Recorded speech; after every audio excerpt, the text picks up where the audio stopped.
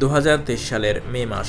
Tel Aviv ইউনিভার্সিটির একটি টুইটে চাঞ্চল্যকর তথ্য পাওয়া যায় যে তারা গাছপালা থেকে নির্গত কিছু শব্দ শুনতে পাচ্ছেন।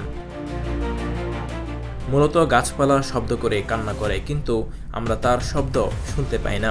কারণ নতুন গবেষণা অনুযায়ী একজন মানুষের শ্রবণ শক্তি হচ্ছে 16 কিলোহার্টজ ফ্রিকোয়েন্সি পর্যন্ত, কিন্তু গবেষকরা আল্ট্রাসনিক মাইক্রোফোন দিয়ে রেকর্ড করে গাছের কান্না শুনতে সক্ষম হয়েছেন, যেখানে দেখা গেছে এক একটি গাছ 40 থেকে 80 কিলোহার্টজ ফ্রিকোয়েন্সিতে শব্দ করে, যেটা আমাদের শোনার ক্ষমতার বাহিরে।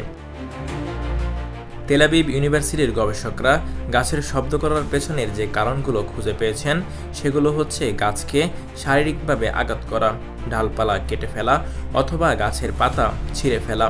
তাছাড়া পানির অভাবেও গাছপালা শব্দ করে। এই শব্দগুলি বিশেষ নিয়ন্ত্রিত অ্যাকোস্টিক চেম্বার এবং গ্রিনহাউস পরিবেশে রেকর্ড করতে সক্ষম হয়েছেন গবেষকরা, যেখানে টমেটো গাছগুলো পানির অভাবে থাকলে প্রতি ঘন্টায় 35টি শব্দ তৈরি করে, আর তামাক গাছগুলো থেকে শব্দ আসে প্রায় 11টি।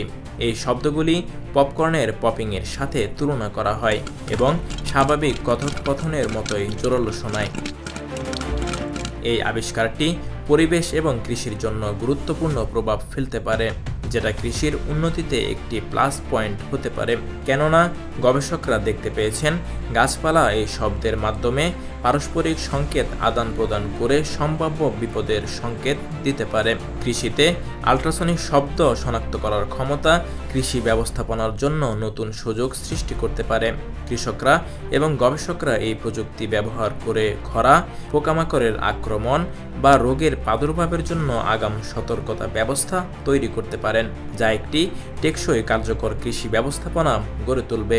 এখানে কৃষকরা কিছু টুলস বা সেন্সর ব্যবহার করে বুঝতে পারবেন যে কখন গাছে পানি দিতে হবে।